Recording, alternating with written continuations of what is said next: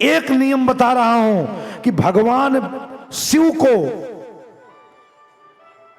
किसी पात्र से जल चढ़ा देना, लेकिन भगवान शिव को गलती से शंख का जल मत चढ़ाना। भगवान शिव को शंख से जल नहीं चढ़ाया जाता, क्योंकि यह शंखचूड़ राक्षस है। और जब यह घोर संग्राम करने लगा और देवताओं को इतना अधिक परेशान कर दिया कि देवता न चैन से भोग ले पाते थे, न रात को सो पाते थे। इतना बलवान था ये जालंधर शंखचूड़। जब परेशान हो गए, जो देवता आते थे लड़ने, सब देवता हार जाते थे। क्यों? क्योंकि तपस्या तो इसने किया भी था। इसकी जो पत्नी थी उसका नाम था तुलसी, उसी का नाम वृंदा भी है। वृंदा और तुलसी एक ही नाम है। इस शंखचूड़ जालंधर की पत्नी का नाम था वृंदा, जो नित्य एकादशी व्रत रहती थी। और एक बात जान लो, इस धरती पर सबसे बड़ा व्रत है एकादशी। जो एकादशी व्रत करता है उसको किसी व्रत की करने की जरूरत नहीं है।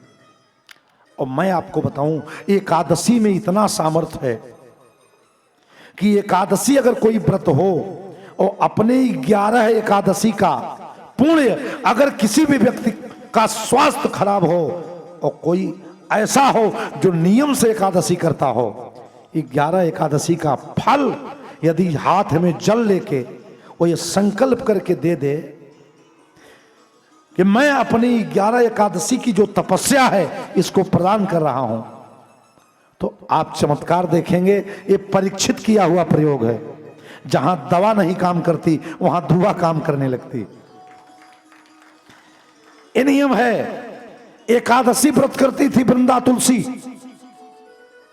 और जब युद्ध करने कोई देवता आता था तो ये परम पतिव्रता थी। जब इसके धड़ को काटने के लिए लोग उठाते थे शस्त्र, तो शस्त्र ही नहीं उठता था। देवता परेशान हो गए कि आखिर में ऐसी क्या क्षमता है इसकी कि सब देवता इसके आगे जाके पराजित हो जाते हैं।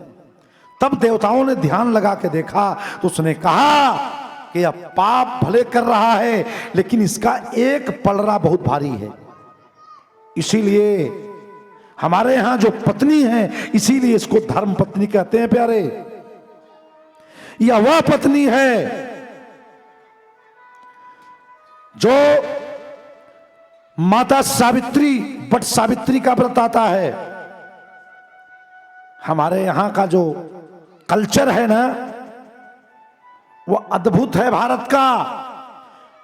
स्वामी विवेकानंद से शिकागो में माताओं ने पूछा, वहां की स्त्रियों ने, कि महाराज यहां की स्त्रियों को, यहां के लेडीजों को और भारत के स्त्रियों में आपको क्या अंतर लगता है? स्वामी विवेकानंद जी ने कहा, माता यहां की जो स्त्रियां हैं वो कप का प्याला है, स्टील का बर्तन, और कहा भारत की, कहा वो मिट्टी का कुल्हड़ है, पुरवा है, मिट्टी का बर्तन। वहां की स्त्रियों ने कहा, आपको उपमा देना आया नहीं महाराज, विद्वान तो आप हो। अरे आप वहां से आए हो, स्टील का प्याला उनको बनाते, बताओ महंगा क्या होता है? एक स्टील के कप के कीमत में 5-10 पुरवा मिल जाएगा आज भी। स्वामी विवेकानंद जी ने कहा, हमारे यहां इसका महत्व नहीं है कि कौन कैसा है और कितना उसके पास बाह्य आडंबर है।